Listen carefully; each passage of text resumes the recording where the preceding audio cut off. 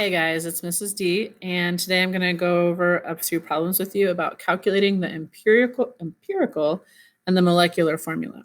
First of all, empirical formula is the simplest positive integer ratio. When we look at a compound, we want to reduce that to the lowest possible integer ratio. And that is compared to the molecular formula. And the molecular formula of a compound gives the type and the number of atoms of each element actually present in the molecular compound. If you guys recall, a molecular compound is a covalent compound. So if you have something like a giant fatty acid chain, you're going to have lots and lots of carbons and hydrogens. If you give the full formula so you can draw the whole entire organic molecule, it's going to have hundreds or even thousands of carbons or hydrogens, for example. Once we reduce that number, or the lowest possible integer ratio, that's going to be your empirical formula. Sometimes you want to deal with the molecular formula, especially if you're doing organic chemistry or biochemistry or along those lines. But a lot of times in analytical chemistry, we want to deal with the empirical formula because the numbers are a lot easier. So we're going to go on to the next slide here. And sorry about that. Okay, so our first problem here is an oxide of chromium. So that tells us two things. An oxide is oxygen and chromium is Cr. So we're going to work with some kind of compound that has chromium and oxygen. And we're going to know ultimately that chromium is going to be written first because chromium is a metal. So what we want to first look at is they give us the percent composition. And this is the percent composition by mass. And this comes in very handy when you're calculating an empirical formula. So what we have to start with is we have 68.4 and it's percent chromium, but what we're going to do is look at this per 100 grams basically, because it's per 100%. So that is why we can actually pretend that it's 68.4 grams of chromium. And we're given 31.6 grams of oxygen. So the first thing to do anytime you do empirical formula is all roads lead to moles. So get whatever you're working with into moles. So we've got grams of chromium, grams of oxygen. Now we know right off the top of our head that oxygen has a molar mass of 16 grams. Notice that oxygen is not O2 because we're not working with a chemical reaction. We're instead working with just the chemical compound itself. So that's for every 1 mole. And chromium, let me find a periodic table really quick. Chromium actually, sorry, I should be more prepared. Let's look up molar mass of chromium. And it is 52, okay? So the molar mass of chromium is 52 grams of chromium for every 1 mole of chromium. So we're going to take 68.4 grams divided by 52 to get our moles of chromium. And so that's going to lead us, if we use sig figs, so we have 3 sig figs here, 2 sig figs here. So 2 sig figs are going to be in my answer. So I have 1.3 moles of chromium. Okay, my next one here is I have 31.6 grams of oxygen divided by 16 grams of oxygen. And again, sig figs, I have 3 sig figs and 2 sig figs. So therefore, I'm going to round it. And I have 1.97 in my calculator. So I'm going to round it to 2.0 moles of oxygen.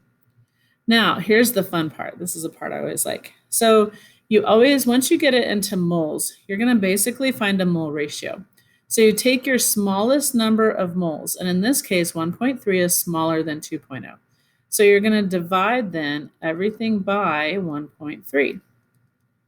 Now, obviously you're going to get 1 here, but for oxygen, if I divide 2 divided by 1.3, I'm going to get about 1.5, okay? Now, I cannot put like CR1, I can't write this, CR with a 1 and oxygen with a 1.5. That's not possible. I can't do that. It's not going to work. So what we do is we factor it basically. what can we multiply this by to get a whole number? So we can simply multiply this by 2, but also we have to multiply the chromium by 2. So ultimately, we have 2 chromiums and 3 oxygens. Okay, and then ultimately this is named chromium 3 oxide. So this is the empirical formula of this compound using a percent composition by mass. Let's try another type of problem. This time we have a percent composition by mass, but we also need to find the molecular formula. So first, let's do one step at a time and find the empirical formula. So we have, and this is pretty sensitive here, so we're going to use lots of sig figs. We have 5.9265. And remember, we're going to change it to grams because it's based on a scale of 100 anyway, so it's okay. Of hydrogen, and we have 94.0735 grams of oxygen. Now, since this is so sensitive, I'm going to go more sensitive on my molar mass of hydrogen, which is actually 1.008 grams of hydrogen for every 1 mole of hydrogen.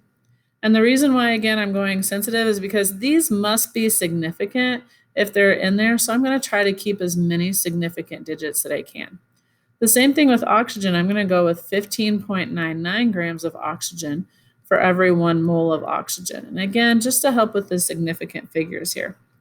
So if I take 5.9265 and I divide that by 1.008, I'm going to get 5.879. Well, how many sig figs do I want to use? I have 5 sig figs here, and I have 4 sig figs here, because remember those 2 zeros are sandwich zeros, so they are significant.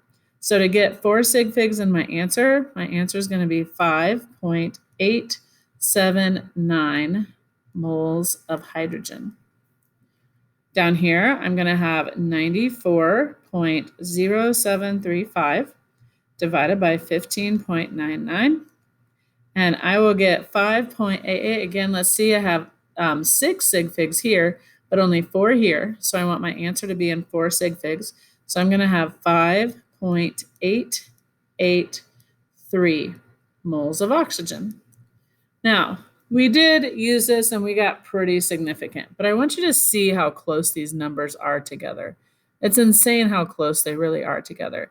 So we take the smallest number again and divide it out. Well, if we divide everything by this, 5.879, and we divide this, we're going to get pretty darn close to 1 either way.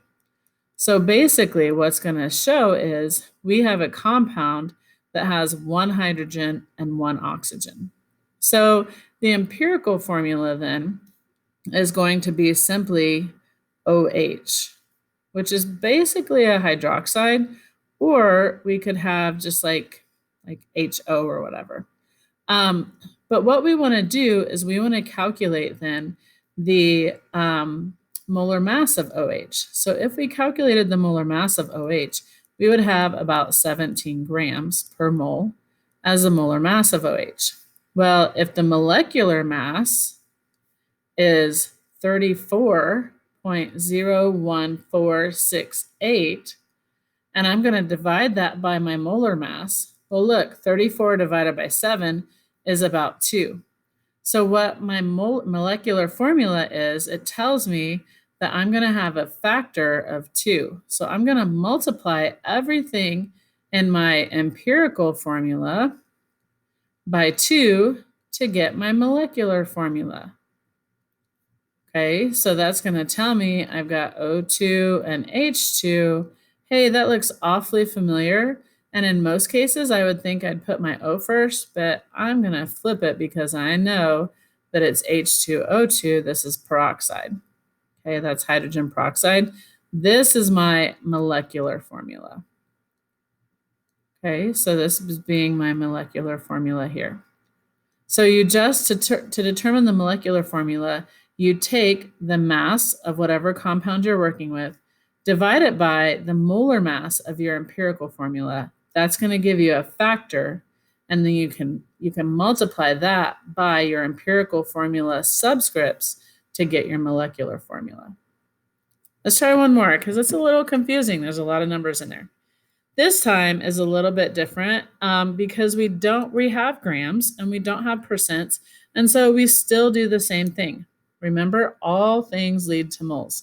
So we're going to take 20.32 grams of carbon. We're going to convert this to moles because we have 12 grams of carbon for every 1 mole of carbon. We're going to take 5.12 grams of hydrogen. Convert that to hydrogen. For every 1 gram of hydrogen, we have 1 mole of hydrogen. And finally, we have 7.9 grams of nitrogen. And we're going to say each of them has 14 grams of nitrogen for every 1 mole of nitrogen. So let's go ahead and calculate that out. So we have 20.32 divided by 12 is, again, sig figs. We have 4 sig figs here and just 2 here. So we're just going to go 2. So we have 1.7 moles. And then basically we have 5.12 divided by 1, which is essentially 5, and with sig figs. And then 7.9 divided by 14. And that's going to be, there's 2 sig figs here. So we're going to have 0.56 moles.